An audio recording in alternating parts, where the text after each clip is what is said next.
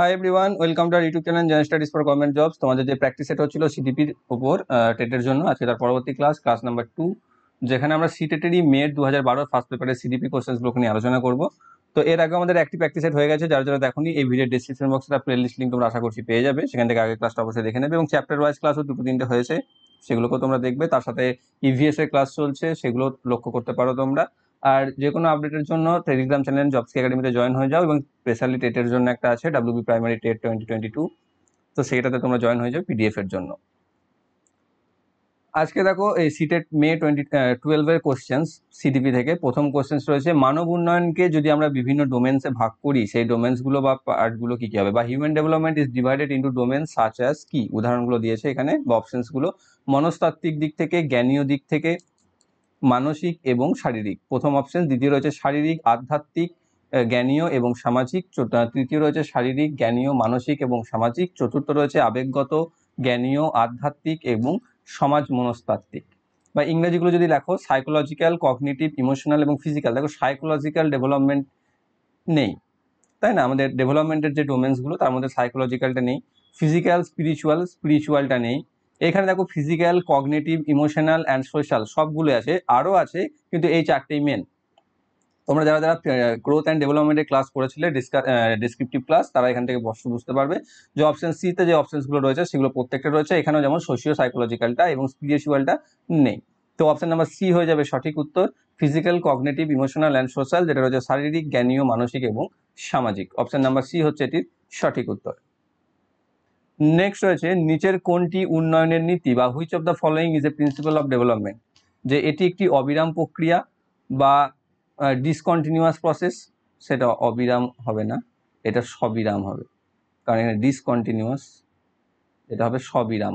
Continuous মানে হচ্ছে অবিরাম, ঠিক আছে? যে এটি একটি সবিরাম প্রক্রিয়া, ঠিক আছে? বাংলা করেছে, বাংলা উল্টো পাল্টা হয়ে গেছে, যাই হোক, মানে আমি করেছি, আমারই দোষ। তো এখানে কি রয়েছে যে ইট ইজ এ ইংরেজিগুলো দেখে নাও, it is a discontinuous process, all process of development are not interconnected, it does not proceed at the same pace of all. Next রয়েছে last, development is always linear. বাংলাতে বলছে এটি একটি সবিরাম প্রক্রিয়া, উন্নয়নের সমস্ত প্রক্রিয়া আন্তঃসংযুক্ত নয়, এটি সবার জন্য একই গতিতে এগিয়ে যায় না। দেখো এইটা হবে সঠিক, যে কি উন্নয়ন সবার ক্ষেত্রে একই পেস মেনটেন হয় না, অর্থাৎ কারো ডেভেলপমেন্ট দ্রুত হতে পারে, কারো স্লো হতে পারে, বিভিন্ন স্টেজে বিভিন্ন রকমভাবে ডেভেলপমেন্ট হয়ে থাকে। তো এটাই হচ্ছে ডেভেলপমেন্টের প্রিন্সিপালের মধ্যে পড়ে, যেটি হচ্ছে এটি সবার জন্য একই গতিতে এগিয়ে যায় না, বা ইট does not proceed at the same pace for all.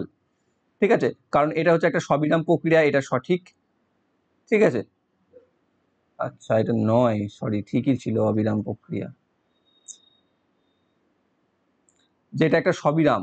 তাহলে আমরা জানি কি, যে সবিরাম প্রক্রিয়া, কি বলছি ভুলে যাচ্ছি উল্টোপাল্টা হয়ে, সবিরামই হবে, অবিরাম হবে না।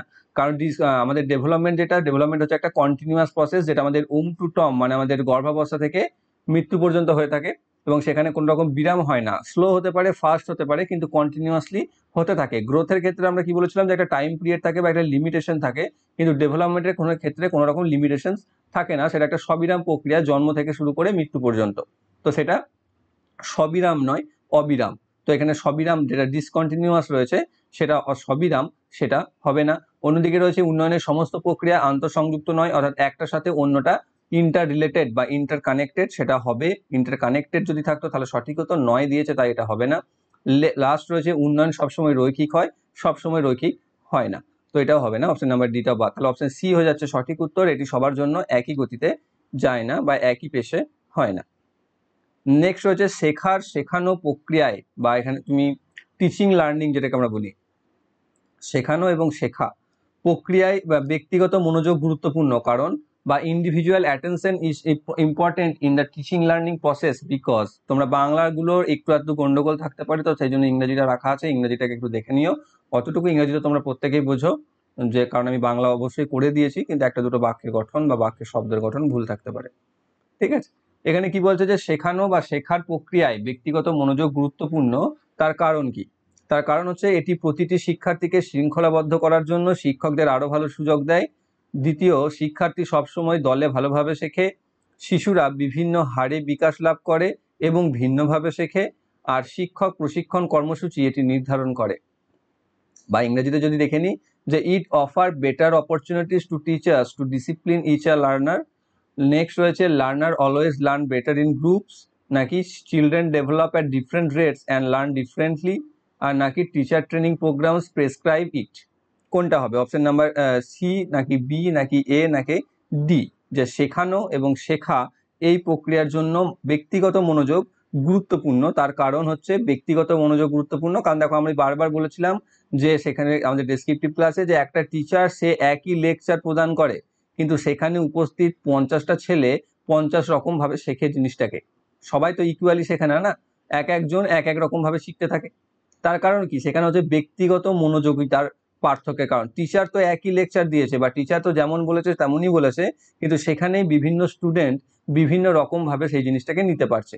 অর্থাৎ যে যেরকম ভাবে মনোযোগ দিয়েছে এবং তার যেরকম সেই ব্যাপারে পূর্ব জ্ঞান রয়েছে তার ভিত্তিতে সে নিজেকে শিখতে পারছে।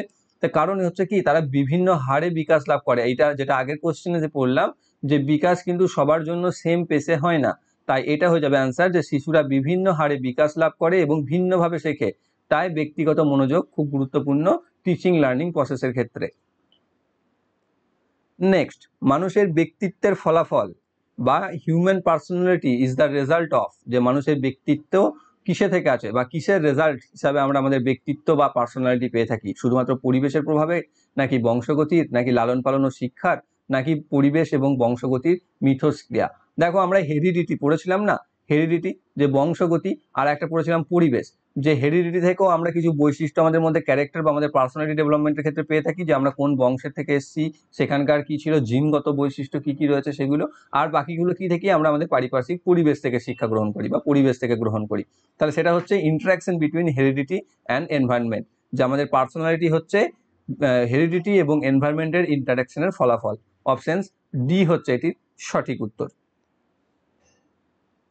নেক্সট, শিক্ষার প্রেক্ষাপটে সামাজিকীকরণ মানে বা in the context of education socialisation means কি হবে? যে এটি সামাজিক পরিবেশের সাথে খাপ খাইয়ে নেওয়া, সর্বদা সামাজিক নিয়ম অনুসরণ করা, নিজের সামাজিক নিয়ম তৈরি করা, নাকি সমাজে প্রবীণদের সম্মান করা, অর্থাৎ বড়দেরকে সম্মান করা। দেখো এখানে সামাজিকীকরণ বা সোশ্যালাইজেশন কথার অর্থ হচ্ছে সমাজের সাথে নিজেকে মানিয়ে নেওয়া বা সমাজের সাথে নিজেকে মিশে যাওয়া বা সমাজের সাথে মিশে যাওয়া, সমাজের মতো হয়ে ওঠা, যেটা হচ্ছে অপশন নাম্বার এ তে সামাজিক পরিসরের সাথে খাপ খাইয়ে নেওয়া। সমাজের নিয়ম সবসময় তুমি নাও মানতে পারো, নিজের সামাজিক নিয়ম তুমি সবাইকে এক্সেপশনালি করে তৈরি করলে সেটাও নয়, সব ক্ষেত্রে যে প্রবীণদের সম্মান হয় তাও হয় না। তো সেক্ষেত্রে এইসব ম্যাটার করছে না, আমাদেরকে যেটা করতে হয় যেটা হচ্ছে সমাজের সাথে নিজেদেরকে মানিয়ে নিতে হয়, সমাজের সাথে নিজেদেরকে মানাতে হয়, যেটা হচ্ছে অপশন নাম্বার এ, যে adapting and adjusting to social environment, নাকি always following social norms, creating one's own social norms or respecting elders in society. Option A হচ্ছে সঠিক উত্তর। নেক্সট, তরুণ শিক্ষার্থীদের ক্লাসরুমে সহকর্মীদের সাথে যোগাযোগ করতে উৎসাহিত করা উচিত, যাতে করে কি বলছে, young learners should be encouraged to interact with peers in the classroom so that, অধ্যয়নের সময় তারা সামাজিক দক্ষতা শেখে, শিক্ষক ক্লাসরুম ভালোভাবে নিয়ন্ত্রণ করতে পারেন, তারা একে অপরের কাছ থেকে প্রশ্ন উত্তর শিখতে পারে, নাকি সিলেবাস দ্রুত কভার করা যেতে পারে। ওকে, তো এখানে বলছে they learn social skill in the course of the study, the teacher can control the classroom better, they can learn answers and questions for each other from each other, and the syllabus can be covered quickly. দেখো এখানে ক্লাসরুমে সহকর্মী বা peer গ্রুপের সাথে যে যোগাযোগ করতে উৎসাহিত করা উচিত, তার কারণ কি হয়? তাতে আমাদের কি হয়, আমরা দেখো আমরা স্কুল যাই বা ক্লাসে যাই, সেখানে আমরা আমাদের বিভিন্ন বন্ধু যারা বাকি অন্যান্য জায়গা থেকে উঠে এসছে তাদের সাথে আমাদের বন্ধুত্ব বা তাদের সাথে আমাদের যে যোগাযোগ, সেটা আমাদেরকে কি করে, গোটা সমাজ সম্পর্কে বা সামাজিক দক্ষতা অর্জন আমাকে সাহায্য করে, যেটা হচ্ছে অপশন নাম্বার এ তে অধ্যয়নের সময় তারা সামাজিক দক্ষতা শেখে বা they learn social skill in the course of the study. Option number A তে রয়েছে সঠিক উত্তর। ক্লাসরুম নিয়ন্ত্রণের সাথে, প্রশ্ন উত্তর শেখার সাথে এবং সিলেবাস দ্রুত কভারের সাথে এর কোনো রিলেশন নেই। অপশন নাম্বার এ হচ্ছে এটির সঠিক উত্তর। নেক্সট, এখানে পিয়াগাটে হয়ে গেছে পিয়াজে। জিন পিয়াজে জ্ঞানীয় বিকাশের পর্যায় অনুসারে সেন্সরি মোটর পর্যায়ের সাথে সম্পর্কিত কি, বা অ্যাকর্ডিং টু পিয়াজের stage of cognitive development the sensory motor stage is associated with, কি হচ্ছে, বিকল্প ব্যাখ্যা এবং বিশ্লেষণ করার ক্ষমতা, সামাজিক সমস্যা নিয়ে উদ্বেগ, অনুকরণ, স্মৃতি এবং মানসিক উপস্থাপনা, নাকি যৌক্তিক উপায়ে সমস্যা সমাধানের ক্ষমতা? অপশনস ইংরেজিতে কি রয়েছে? Ability to interpret and analyse options, concerns about social issue, imitation, memory and mental representation, and ability to solve problems in logical fashion. তো কোনটা, যে পিয়াজের জ্ঞানীয় বিকাশ পর্যায় অনুসারে সেন্সরি মোটর পর্যায়ের সাথে কোনটি যুক্ত? যেটা হচ্ছে দেখো অনুকরণ বা ইমিটেশন, এই কথাটা তোমরা পড়েছো, বা আমরা যেটা কি করে থাকি যে অন্যের কপি ক্যাট। আমি দেখো বলেছিলাম যখন যারা ক্লাস করেছিলে সেখানে আমি উল্লেখ করেছিলাম কপি ক্যাট কথাটা, যদি মনে করে থাকো বা তোমরা যদি ক্লাসটা করে থাকো তাহলে বুঝতে পারবে যে আমরা একে অপরের কপি করতে শিখি বা কপি করতে চাই, যে আমি ওর মতো হব, আমি বিবেকানন্দের মতো হব, ও যেমন ধ্যান করতো আমিও সেরকম ধ্যান করব, ঠিক আছে? তো সেই রকম টাইপসের, যেখানে আমাদের এই অনুকরণ, স্মৃতি এবং মানসিক উপস্থাপনা বা ইমিটেশন, মেমোরি অ্যান্ড মেন্টাল রিপ্রেজেন্টেশনের সাথে জুড়ে রয়েছে আমাদের সেন্সরি মোটর পর্যায়। অপশন নাম্বার সি তে রয়েছে সঠিক উত্তর। নেক্সট রয়েছে according to Kohlberg a teacher can instil moral values in children by, বা কোলবার্গের মতে একজন শিক্ষক শিশুদের মধ্যে নৈতিক মূল্যবোধ জাগিয়ে তুলতে পারেন কিভাবে? যে নৈতিক বিষয়ে আলোচনায় তাদের জড়িত করে, কিভাবে আচরণ করতে হবে সেই বিষয়ে কঠোর নির্দেশনা দিয়ে, নাকি ধর্মীয় কৌশলে গুরুত্ব দিয়ে, নাকি আচরণের সুস্পষ্ট নিয়ম স্থাপন করে। বলছে অ্যাকর্ডিং টু কোলবার্গের, তো বলে দিলাম অপশন রয়েছে involving them in discussions on moral issues, giving strict instruction on how to behave, giving importance to religious techniques, and laying clear rules of behavior। ঠিক আছে, দেখো এখানে রিলিজিয়াস ব্যাপার চলে এসছে, এখানে গিভিং স্ট্রিক্ট ইন্টারাকশন চলে এসছে, তো এই দুটো তো এমনিতেই বাদ চলে যাবে।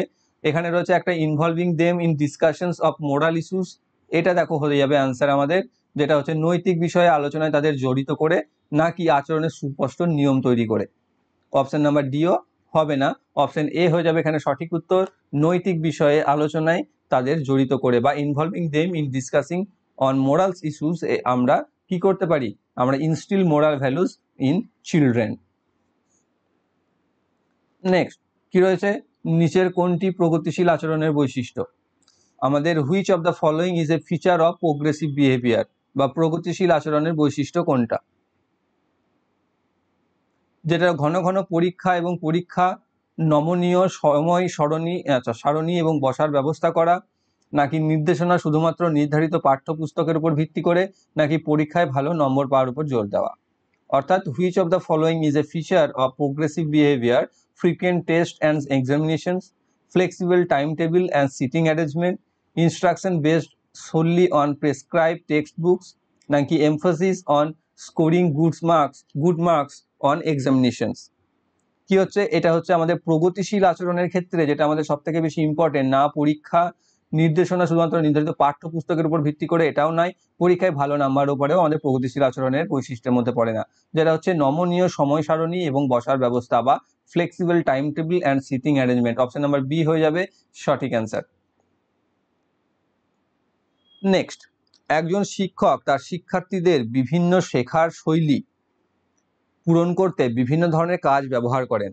তিনি দ্বারা প্রভাবিত হয় বা তার দ্বারা, বা সি ইজ ইনফ্লুয়েন্স, বা তিনি কার দ্বারা প্রভাবিত হয়, বা এই যে শিক্ষকটা যার কথা এখানে বলেছে, যিনি শিক্ষার্থীদের বিভিন্ন শেখার শৈলী পূরণ করতে বিভিন্ন ধরনের কাজ ব্যবহার করেছেন, তো তিনি কার দ্বারা প্রভাবিত, এখানে কার হবে, তিনি কার দ্বারা প্রভাবিত, ভাইগটস্কির সামাজিক সাংস্কৃতিক তত্ত্বের উপর, নাকি পিয়াজের জ্ঞানী উন্নয়ন তত্ত্বের উপর, নাকি কোহলবার্গের নৈতিক তত্ত্বের উন্নয়ন তত্ত্বের উপর, নাকি গার্ডনারের একাধিক বুদ্ধিমত্তা তত্ত্বের উপর।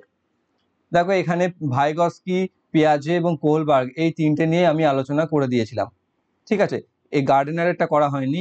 তো এখানে বুঝতে পারবে যে এ, বি এবং সি এই তিনজনের যে তত্ত্ব ছিল, সেই তত্ত্বের কোথাও এই ধরনের ব্যাপার ছিল না যেখানে একজন শিক্ষকরা শিক্ষার্থীদের বিভিন্ন শেখার শৈলী পূরণ করতে বিভিন্ন ধরনের কাজ ব্যবহার করেছিলেন, তার কোনো এক্সাম্পল বলো বা তার কোনো বেস বলো, ঠিক আছে। তাহলে এ, বি, সি কোনোটাই হবে না এর অ্যান্সার, যেটা হবে অপশন নাম্বার ডি। যদি তোমরা পড়ে থাকো বা জানো তাহলে বুঝতে পারবে যে গার্ডনারের একাধিক বুদ্ধিমত্তা সত্ত্বেই এই ব্যাপারটা রয়েছে, যে a teacher makes use of variety of task to cater to the different learning styles of our learners. She is influenced by Gardner's multiple intelligence theory. Option number D রয়েছে সঠিক উত্তর। নেক্সট, ভাইগস্কির কি বলছে, শিশুদের শেখার ক্ষেত্রে নিচের কোন বিষয়ে ভূমিকার গুরুত্বের উপর জোর দিয়েছেন? শারীরিক, সামাজিক, বংশগতি নাকি নৈতিক? দেখো ভাইগস্কি কিসের উপর দিয়েছিলেন, আমাদের এটা তো তোমরা জানো বা পড়তে পারবে, পড়ানো হয়েছে। Vygotsky emphasis on significance of the role played by which of the following factors in the learning of children. শিশুদের শেখার ক্ষেত্রে কোন বিষয়ের উপর ভাইগস্কি গুরুত্ব দিয়েছেন বা গুরুত্ব আরোপ করেছেন? শারীরিক, সামাজিক, বংশগতি নাকি নৈতিক? তিনি এখন সোশ্যালের ক্ষেত্রে করেছিলেন। এখানে এক সেকেন্ড দেখো, ভাইগস্কির আগেরটাতে দেখো সামাজিক সাংস্কৃতিক তত্ত্ব, সোশিও কালচারাল থিওরি, কিসের উপর বেস করা হয়? সোশ্যাল, সমাজের উপর বেস করা হয়। সেটা থেকেই দেখো, এটা যদি করতে জানো তুমি, তাহলে দেখো এখানে হয়ে গেল। তিনি ভাইগস্কির ক্ষেত্রে কি হবে? সমাজ, সোশ্যাল। অপশন নাম্বার বি রয়েছে সঠিক উত্তর। নেক্সট রয়েছে, একটি রাজ্য স্তরের একক সঙ্গীত প্রতিযোগিতার জন্য ছাত্রদের প্রস্তুত করার সময় একটি স্কুল মেয়েদের পছন্দ করে, এটি কি প্রতিফলিত করে? যে এ school gives preferences to girls while preparing students for a state level solo song competition. This reflects কি প্রগতিশীল চিন্তাধারাকে রিফ্লেক্ট করছে, নাকি লিঙ্গ পক্ষপাতকে রিফ্লেক্ট করছে, নাকি বিশ্বব্যাপী প্রবণতাকে, নাকি বাস্তববাদী পদ্ধতিকে? ওকে, তো এখানে কি করছে? এখানে দেখো শুধুমাত্র এখানে কি করছে, যে ছাত্রদের প্রস্তুত করার সময় প্রতিযোগিতার জন্য, ছাত্রদের নয়, এখানে স্টুডেন্টস আছে, এখানে ছাত্র ছাত্রী হবে বা শিক্ষার্থী হবে, ঠিক আছে, প্রস্তুত করার সময় মেয়েদের পছন্দ করছে কেবল। তা শুধু যদি মেয়েদেরকে সেই ক্ষেত্রে পছন্দ করে স্লো সং কম্পিটিশনের ক্ষেত্রে, তার মানে বুঝতে পারছো যে সেখানে লিঙ্গভেদ দেখা যাচ্ছে, বা লিঙ্গভেদ যেটাকে আমরা বলি, যেটা হচ্ছে কোনটা? Gender bias. Option number B তে রয়েছে সঠিক উত্তর, লিঙ্গ পক্ষপাত করা হচ্ছে, যে শুধুমাত্র মেয়েদেরকে সেখানে পছন্দ করা হচ্ছে, যা আমাদেরকে লিঙ্গ পক্ষপাত প্রদর্শন করছে বা রিফ্লেক্ট করছে যে এখান থেকে। নেক্সট রয়েছে, শিক্ষার্থীরা স্বতন্ত্র পার্থক্য প্রদর্শন করে, তাই শিক্ষকের উচিত যে learners display individual differences, so teacher should কি করা উচিত? টিচারের ইনক্রিজ নাম্বার অফ টেস্ট, পরীক্ষার সংখ্যা বাড়ানো, insist to uniform pace of learning, শিক্ষার অভিন্ন গতির উপর জোর দেওয়া, নাকি provide a variety of learning experience, শেখার বিভিন্ন অভিজ্ঞতা প্রদান করা, নাকি কঠোর শৃঙ্খলা প্রয়োগ করা বা এনফোর্স স্ট্রিক্ট ডিসিপ্লিন? তো দেখো, একটা স্বতন্ত্র, প্রত্যেকে ইন্ডিভিজুয়াল কি করছে, ডিফারেন্স রয়েছে, সেই জন্য একটা শিক্ষকের কি করা উচিত? শিক্ষকের করা উচিত শেখার বিভিন্ন অভিজ্ঞতা প্রদান করা, তাই তো, যেটা রয়েছে provide a variety learning experiences. Option number C তে রয়েছে সঠিক উত্তর, নাকি কঠোর শৃঙ্খলা প্রদান করা, নাকি শিক্ষার অভিন্ন গতির উপর জোর দেওয়া, নাকি পরীক্ষার সংখ্যা বাড়ানো? তো অপশন সি হয়ে যাবে এটির সঠিক উত্তর। নেক্সট, স্কুল ভিত্তিক মূল্যায়ন প্রাথমিকভাবে এই নীতির উপর ভিত্তি করে করা হয়। School based assessment is primarily based on the principal that কি পরীক্ষার বাহ্যিক সংস্থাগুলির চেয়ে স্কুলগুলি বেশি দক্ষ, বি মূল্যায়ন খুবই মিতব্যয়ী হওয়া উচিত, সি বহিরাগত পরীক্ষকদের চেয়ে শিক্ষকরা তাদের শিক্ষার্থীদের ক্ষমতা ভালো জানেন, আর ছাত্রদের সব মূল্যে উচ্চ গ্রেড পেতে হবে। কোন নীতির ওপর আমাদের ভিত্তি করে করা হয় স্কুল ভিত্তিক যে মূল্যায়নগুলো? যে schools are most efficient than external bodies of examinations, নাকি assessment should be very economical, নাকি teachers know their learners capabilities better than external examiners, নাকি students should at all cost gets a high grades? তো এটা হবে কি, যে বহিরাগত পরীক্ষকদের চেয়ে আমাদের স্কুলের টিচাররা আমাদেরকে বেশি ভালোভাবে জানবেন বা শিক্ষার্থীদের ক্ষমতা সম্পর্কে ভালো আন্দাজ থাকবে, যেটা হচ্ছে আমাদের স্কুল ভিত্তিক মূল্যায়নের প্রাথমিক যে নীতির উপর বেস করে করা হয়। অন্যগুলো কারণ হতে পারে, কিন্তু প্রাইমারিলি যে নীতির উপর বেস করে আমরা করি সেটা হচ্ছে এটা, যে বাইরের টিচারদের থেকে আমাদের স্কুল শিক্ষকেরা সেটা আমাদের পরীক্ষার্থীদের বা শিক্ষার্থীদের ক্ষমতা সম্পর্কে বেশি ওয়াকিবহল, যেটাকে আমরা বলে থাকি। অপশন সি হয়ে যাচ্ছে এটা সঠিক উত্তর, teachers know their learners capabilities better than external examiners. Option C হচ্ছে এটি অ্যান্সার। নেক্সট রয়েছে, নিচের কোনটি উদ্দেশ্যমূলক প্রশ্ন? Which of the following is an objective questions, যে সত্য বা মিথ্যা রচনাটাই প্রশ্ন, সংক্ষিপ্ত প্রশ্ন উত্তর, নাকি ওপেন সমাপ্ত প্রশ্ন বা খোলা, বা true and false, as a type question, short answer questions, নাকি ওপেন এন্ডেড কোয়েশ্চেন্স? কোনটি হচ্ছে আমাদের উদ্দেশ্য? উদ্দেশ্য হচ্ছে কোনটা? যেটা হচ্ছে সত্য মিথ্যা। অপশন নাম্বার এ তে রয়েছে সঠিক উত্তর, true false. True and false এটা হচ্ছে আমাদের উদ্দেশ্য, যে তুমি এটা ঠিক নাকি ভুল এইটুকু বলে দাও শুধু, এসে এগুলো অন্যরকম। অপশন এ হয়ে যাচ্ছে এটি সঠিক উত্তর, সত্য এবং মিথ্যা। নেক্সট, অন্তর্ভুক্তিমূলক শিক্ষা বা ইনক্লুসিভ এডুকেশন যেটাকে আমরা বলি, কিসের উপর কি ইঙ্গিত দেয়? এটা যে তথ্যের ইঙ্গিত অন্তর্ভুক্ত করে, প্রান্তিক গোষ্ঠীর শিক্ষকদের অন্তর্ভুক্ত করে, শ্রেণীকক্ষে বৈচিত্র্য উদযাপন করে, নাকি কঠোর ভর্তি পদ্ধতিকে উৎসাহিত করে? তো এটা কি করছে? কি আছে, indoctrinations of facts, নাকি includes teachers from marginalized groups, নাকি celebrate diversity in the classroom, নাকি encourages strict admission procedures? কোনটা? তো অন্তর্ভুক্তিমূলক শিক্ষা যেটা রয়েছে দেখো, সেটা কি করছে? শ্রেণীকক্ষে বৈচিত্র্য উদযাপন করছে বা adopting celebrate diversity in the classroom. Option number C তে রয়েছে সঠিক উত্তর, যে শ্রেণীকক্ষে বৈচিত্র্য উদযাপন করা, যেটা হয়ে যাচ্ছে আমাদের ইনক্লুসিভ এডুকেশন করে থাকে, শ্রেণীকক্ষে বিভিন্নতা নিয়ে আসা বা বৈচিত্র্যতা নিয়ে আসা, একঘেয়েমি ব্যাপারটাকে দূর করা। নেক্সট, শিক্ষাদান থেকে শেখার উপর জোর দেওয়া যেতে পারে, শিক্ষাদান থেকে শেখার উপর জোর দেওয়া যেতে পারে কিসের ক্ষেত্রে? The emphasis from teaching to learning can be shifted by, কি হবে? Adapting frontal teaching, focusing on examinations results, adapting child centred pedagogy, নাকি এনকারেজিং রোড লার্নিং? তো সম্মুখ শিক্ষা গ্রহণ করা, পরীক্ষার ফলাফলের উপর দৃষ্টি নিবদ্ধ করা, নাকি শিশু কেন্দ্রিক শিক্ষাবিদ্যা গ্রহণ করা, নাকি রোড লার্নিংকে উৎসাহিত করা? তো শিক্ষাদান থেকে শেখার উপর জোর দেওয়া যেতে পারে কি ক্ষেত্রে? শিশু কেন্দ্রিক শিক্ষাবিদ্যা গ্রহণ করে বা অ্যাডাপ্টিং চাইল্ড সেন্টার্ড পেডাগজির ক্ষেত্রে, shifted by adapting child centred pedagogy. Option C হয়ে যাচ্ছে এটির সঠিক উত্তর। নেক্সট, একটি প্রতিবন্ধী শিশু যখন প্রথম স্কুলে আসে তখন শিক্ষকের উচিত, when a child with a disability first comes to school the teacher should সহযোগিতামূলক পরিকল্পনা তৈরি করতে সন্তানের পিতামাতার সাথে আলোচনা করা, একটি ভর্তি পরীক্ষার পরিচালনা করা, অক্ষমতা অনুযায়ী শিশুকে বিশেষ বিদ্যালয়ে পাঠানো, তাকে অন্য ছাত্রদের থেকে বিচ্ছিন্ন করা। কোনটা? দেখো, কিছু কিছু ক্ষেত্রে না সঠিক উত্তর না জানতে পারো, কিন্তু কোনটা উত্তর হবে না সেটা তুমি জানতে পারো, ঠিক এই ক্ষেত্রেও ঠিক তাই। প্রতিবন্ধী শিশু যখন প্রথম স্কুলে আসবে তখন শিক্ষকের কি উচিত হবে? ভর্তি পরীক্ষা নেওয়া?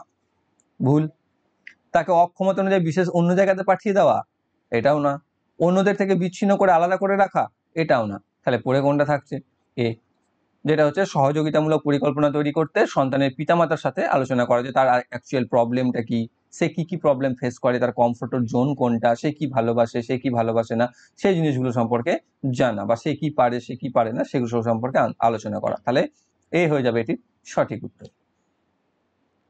নেক্সট হয়েছে, যখন একটু শিশু ফেল হয় এর মানে কি, বা এর অর্থ, when a child fails it means system ব্যর্থ হয়েছে, শিশুটি পড়াশোনা উপযুক্ত নয়, শিশুটি সঠিকভাবে উত্তর মুখস্থ করেনি, নাকি সন্তানের প্রাইভেট টিউশন নেওয়া উচিত ছিল।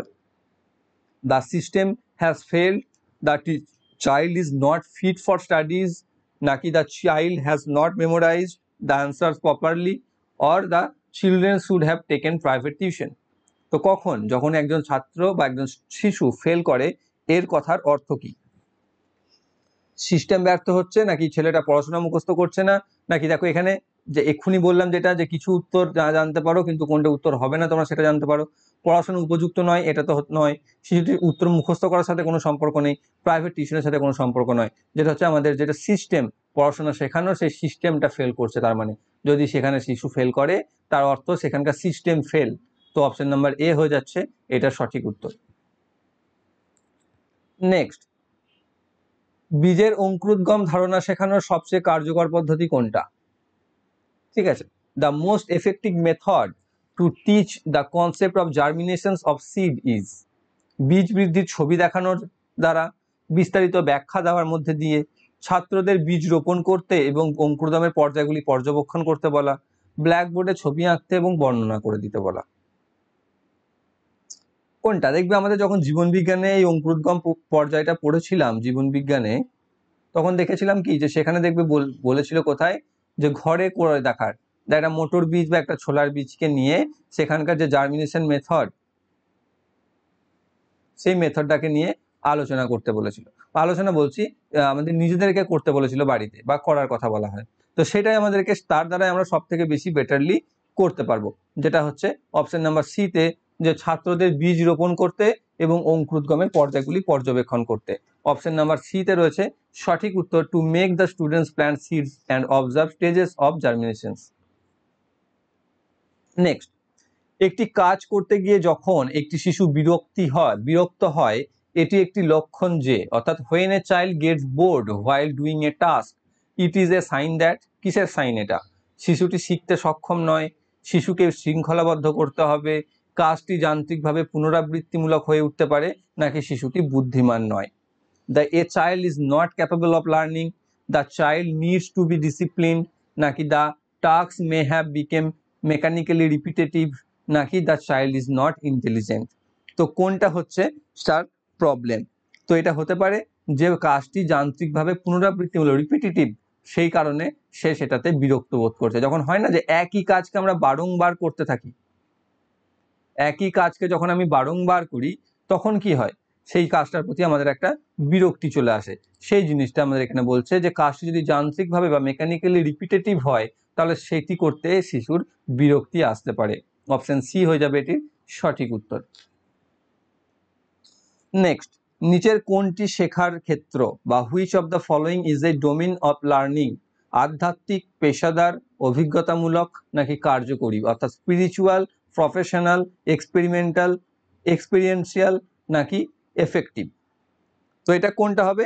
এটা হবে কার্যকরী মেথড, যেটা হচ্ছে আমাদের শেখার হচ্ছে গুরুত্বপূর্ণ অংশ বা এফেক্টিভ। অপশন নাম্বার ডি তে রয়েছে সঠিক উত্তর।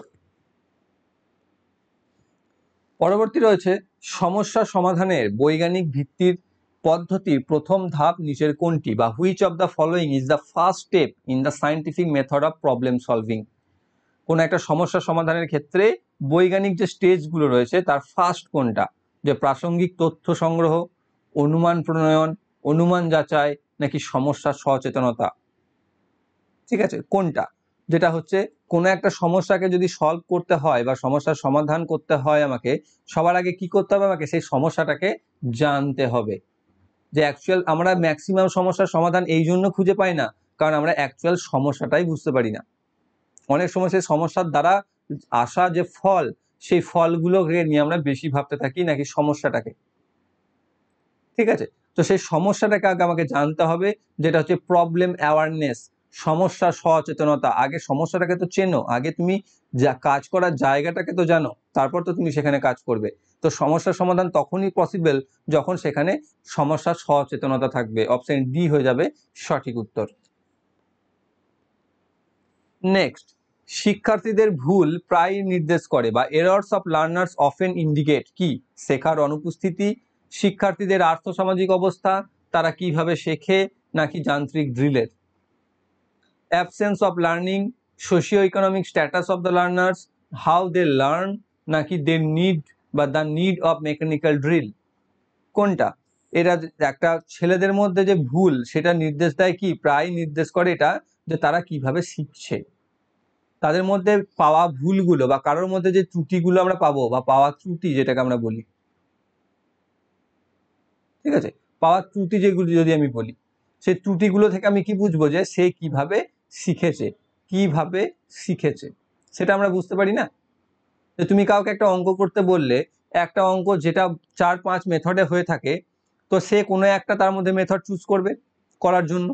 সেই মেথডটা থেকে তুমি বুঝতে পারবে না, সেই মেথডটা করতে গিয়ে সে যদি কোনো ফল বা ভুল করে, তোমার যদি সেই সম্পর্কে জানা থাকে, তাহলে তুমি কি বুঝতে পারবে যে সে অঙ্কটা শিখেছে কিভাবে, যাতে তার এই ভুলটা আসছে বা এই ফল্ট তৈরি হচ্ছে বা এই এরর চলে আসলো। তো সেটা হচ্ছে তারা কিভাবে শিখছে, সেটা হয়ে যাবে আমাদের সঠিক অ্যান্সার, হাউ দে লার্ন। সেটাই আমাদের শিক্ষার্থীদের ভুল থেকে আমরা সবার আগে ফার্স্ট যেটা আমাদের ইন্ডিকেশন দেয়, যেটা হচ্ছে কিভাবে তারা শিখছে সেটা বোঝাতে যায়। নেক্সট, একটি শিশু কাঁদতে শুরু করে যখন তার দাদি তাকে তার মায়ের কোল থেকে নিয়ে যায়। শিশুটি কাঁদে কারণ কি? বা a child starts to cry when his grandmother takes him from his mother's lap, বা মায়ের কোল থেকে যখন তার ঠাকুমা বা দিদা তার কাছ থেকে নিয়ে নেয় তখন সে কাঁদতে শুরু করে। তো তার কাঁদার কি? অচেনা উদ্বেগ, বিচ্ছেদ উদ্বেগ, সামাজিক উদ্বেগ, নাকি মানসিক উদ্বেগ? দেখো, তার দাদি তার কাছে অচেনা তো নয়, বিচ্ছেদ, সে তো তার মা থেকে ছিনিয়ে নিয়ে কোনো কিডন্যাপারও নয়, সামাজিক সোশ্যাল অ্যাংজাইটিও নয়, কারণ সামাজিকভাবে কোনো রকম বিচ্ছিন্ন এখানে হচ্ছে না, সেটা হচ্ছে মেন্টাল বা ইমোশনাল অ্যাংজাইটি যেটাকে আমরা বলে থাকি।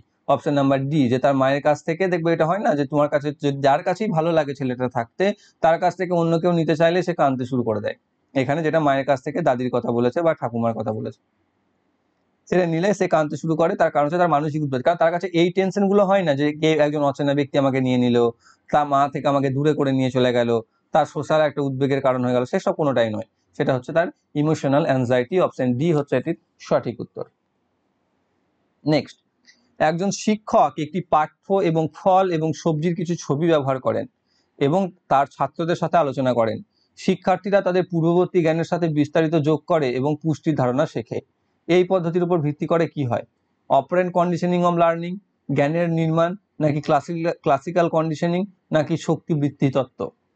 অর্থাৎ a teacher uses A text, some pictures of fruits and vegetables and holds a discussions with her students. The students link the details with their previous knowledge and learn the concept of nutrition. This approach is based on কিসের উপর? operant conditioning of learning এর উপর, নাকি construction of knowledge এর উপর, নাকি classical conditioning of learning এর উপর, নাকি theory of reinforcement এর উপর। যেটা হচ্ছে দেখো আমাদের জ্ঞানের নির্মাণের উপর। অপশন নাম্বার বি তে রয়েছে, দেখো ক্লাসিক্যাল কন্ডিশনিং এর ক্ষেত্রে স্টিমিউলস ছিল, তাই না, সেই শর্তযুক্ত শর্তহীন। অপারেন্ট কন্ডিশনিং এর ক্ষেত্রে আমাদেরকে কি বলবো, সেক্ষেত্রে যে বিড়াল ইঁদুরের গল্প বলেছিলাম তোমাদের, যেখানে পারফর্ম করতে হচ্ছিল কোন একটা কিছু এবং সেখানে একটা রিওয়ার্ডের ব্যাপার ছিল। আর থিওরি অফ রিএনফোর্সমেন্টও নয়। তো অপশন নাম্বার বি তে রয়েছে এর সঠিক অ্যান্সার কনস্ট্রাকশনস অফ নলেজ বা জ্ঞানের নির্মাণ। সেটা হচ্ছে এই ক্ষেত্রে অ্যাপ্রোচ হচ্ছে, এই অ্যাপ্রোচটা যার উপর বেস করছে সেটা হচ্ছে কনস্ট্রাকশন অফ নলেজের ক্ষেত্রে। নেক্সট রয়েছে সমালোচনামূলক শিক্ষাবিদ্যা দৃঢ়ভাবে বিশ্বাস করে যে, বা critical pedagogy firmly believes that, শিক্ষার্থীদের অভিজ্ঞতা এবং উপলব্ধি গুরুত্বপূর্ণ, শিক্ষককে সর্বদা শ্রেণীকক্ষের নির্দেশে নেতৃত্ব দিতে হবে, শিক্ষার্থীদের স্বাধীনভাবে যুক্তির প্রয়োজন নেই, নাকি স্কুল থেকে শিশুরা যা শেখে তা অপ্রাসঙ্গিক। অর্থাৎ the experiences and participations of learners are important, the the teacher should always lead the classroom instructions, the learners need not reason independently, or what children learn out of school is irrelevant. তো কোনটা হচ্ছে বিশ্বাস করছে আমাদের সমালোচনামূলক শিক্ষাবিদ্যার ক্ষেত্রে, যেটা হচ্ছে শিক্ষার্থীদের অভিজ্ঞতা এবং উপলব্ধির উপর, এক্সপিরিয়েন্স অ্যান্ড পারসেপশনস, এই দুটোর উপর, যেটা হচ্ছে critical pedagogy firmly believes that the experiences and perceptions of learners are important, নাকি সর্বদা শ্রেণীকক্ষে নেতৃত্ব দেওয়া, নাকি স্বাধীনভাবে যুক্তির প্রয়োজন হওয়া, নাকি যা শিখছে তা অপ্রাসঙ্গিক সেটা বলা। নেক্সট রয়েছে একজন শিক্ষক একটি প্রশ্নপত্র তৈরি করার পর পরীক্ষা করে দেখেন যে প্রশ্ন পরীক্ষাটি পরীক্ষার উদ্দেশ্যগুলি নির্দিষ্ট করে কিনা। তিনি প্রাথমিকভাবে প্রশ্নপত্র নিয়ে উদ্বিগ্ন কেন? যে নির্ভরযোগ্যতার উপর, বৈধতা, বিষয়বস্তু কভারেজ, নাকি প্রশ্নের টাইপোলজি। যে a teacher after preparing a question paper checks whether the question test specifies testing objectives, he is concern primarily about the question papers কিসের উপর? কোয়েশ্চেন পেপারের রিলায়েবিলিটি, ভ্যালিডিটি, কন্টেন্ট কভারেজ, নাকি টাইপোলজি অফ কোয়েশ্চেন্স, কিসের উপর? যেটা হচ্ছে দেখো তোমাদের নির্ভরযোগ্যতা, বৈধতা, বিষয়বস্তু কভারেজ, নাকি প্রশ্নের টাইপোলজি। বলো তোমরা অপশনস কানেক্ট করো। যেটা হচ্ছে ভ্যালিডিটি, যে তার যে কোশ্চেন্স পেপার বা তার যে কোশ্চেন সেটা তৈরি করছে তার নির্ভর তো বটেই বা নির্ভরযোগ্যতা তো আছে, তাই জন্য তো সে বানিয়েছে। বিষয়বস্তু অবশ্যই সে কভারেজ করবে। প্রশ্নের টাইপোলজি নিয়ে কোনো সমস্যা নেই, সেটা হচ্ছে ভ্যালিডেশন, সে ভ্যালিডিটিটা তার কতটা থাকবে। প্রাথমিকভাবে প্রশ্নপত্র নিয়ে উদ্বেগ থাকেন তিনি, তার কারণ হচ্ছে তার প্রশ্নের ভ্যালিডেশন নিয়ে। অপশন নাম্বার বি তে রয়েছে সঠিক উত্তর বৈধতার উপর। পরবর্তী, নিচের কোনটি শিক্ষক সম্পর্কিত কারণ শিখনকে প্রভাবিত করে, বা which of the following is a teacher related factor affecting learnings. তো এটা কি হচ্ছে? Nature of content or learnings experiences, নাকি মাস্টারি ওভার দ্য সাবজেক্ট ম্যাটার, নাকি প্রপার সিটিং অ্যারেঞ্জমেন্টস, নাকি availability of teaching learning resources. কি রয়েছে এটা? যে বিষয়বস্তুর প্রকৃতি বা শেখার অভিজ্ঞতার উপর, নাকি বিষয়বস্তুর উপর আয়ত্ত করার উপর, নাকি উপযুক্ত বসার ব্যবস্থার উপর, নাকি শিক্ষণ শেখানোর সম্পদের প্রাপ্যতার উপর? যেটা হচ্ছে দেখো বিষয়বস্তুর ওপর বা তোমাদের মাস্টারি ওভার দ্য সাবজেক্ট ম্যাটার, শিক্ষক সম্পর্কিত কারণ যেটি শিক্ষণকে প্রভাবিত করছে সেটা হচ্ছে বাকিগুলোর তুলনায়, বাকিগুলো কোনোটা নয়, mastery over the subject matter. Option number বিতে রয়েছে সঠিক উত্তর, যে বিষয়বস্তুর উপর আয়ত্তকরণ। নেক্সট, একজন শিক্ষক কখনোই নিজের প্রশ্নের উত্তর দেন না, তিনি তার ছাত্রদের উত্তর প্রস্তাব করতে, দলগত আলোচনা করতে এবং সহযোগিতামূলক শিক্ষা গ্রহণ করতে উৎসাহিত করেন। এই পদ্ধতির নীতির উপর ভিত্তি করে কি হয়? শেখার প্রস্তুতি, সক্রিয় অংশগ্রহণ, নির্দেশমূলক উপাদানের যথাযথ সংগঠন, একটি ভালো উদাহরণ স্থাপন এবং একটি রোল মডেল হওয়া। কোনটা?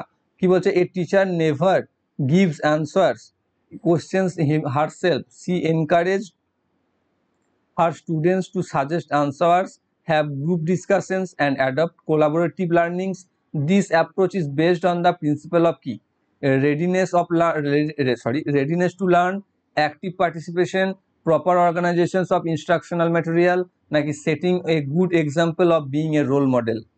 কোন ক্ষেত্রে? যেটা হচ্ছে অ্যাক্টিভ পার্টিসিপেশন, সক্রিয় অংশগ্রহণ, সেই কারণে তিনি সহযোগিতামূলক শিক্ষা গ্রহণ করতে এবং দলগত আলোচনা করতে উৎসাহিত করে থাকেন, যেটা হচ্ছে যাতে সেখানে পার্টিসিপেশন হয় বা সে পার্টিসিপেট করতে শেখে, সক্রিয়ভাবে অংশগ্রহণ করতে শেখে। অপশন নাম্বার বিতে রয়েছে এটির সঠিক আনসার, অ্যাক্টিভ পার্টিসিপেশন, বিতে রয়েছে কারেক্ট আনসার। তো এই ছিল তোমাদের সিটেট মে 2012 সিডিপির উপর আসা 30টি কোয়েশ্চেন। আশা করছি তোমরা প্রত্যেকে বুঝতে পেরেছো, এভাবে চালিয়ে যাও, টাইম খুব কম রয়েছে। শুধু একটা প্র্যাকটিস সেট থেকে শুধু সেই 30টা কোশ্চেনের উত্তরই তোমরা পাও না, তার সাথে সাথে সেই টপিক সম্পর্কে ধারণাও তোমরা পেয়ে থাকবে, যেটা তোমাদের আরো অ্যান্সার করতে সুবিধা হবে। তো তোমরা যদি শুধু ভাবো যে এখান থেকে আমরা 30টা কোশ্চেনের উত্তরই শিখলাম, এটা না, এই 30টা কোশ্চেনের উত্তর শিখে তুমি আরো 30টা কোশ্চেনের উত্তর করতে পারবে। সেইভাবেই তুমি পড়ো বা সেইভাবে তোমরা পড়তে থাকো। শুধুমাত্র কোথাও এমসিকিউ রয়েছে সেই প্র্যাকটিস সেট করছি, প্র্যাকটিস সেট আনসার আমি বলতে পারলাম কি পারলাম না সেটুকু নয়, তার সাথে বাকি জিনিসগুলো শুনতে হবে তোমাদেরকে, ঠিক আছে, যেটা তোমাদের পড়াটাকে বা কষ্টটাকে কমাবে। তো আশা করছি তোমরা বুঝতে পেরেছো। বুঝতে কোনো সমস্যা থাকলে কমেন্ট বক্সে অবশ্যই কমেন্ট করে জানাও। আগে ক্লাসটা যারা দেখোনি ডেসক্রিপশন বক্সের লিঙ্ক থেকে তোমরা জেনে নাও। আর যারা ভিডিওতে নতুন দেখছো তারা লাইক করো, কমেন্ট করে জানাও কেমন লাগলো, এবং যারা যারা চ্যানেলতে নতুন রয়েছে চ্যানেলকে সাবস্ক্রাইব করে বেল আইকন কল করে রাখো, যাতে ভবিষ্যৎ ভিডিও নোটিফিকেশন সকলের আগে পেয়ে যাও। Thank you for watching.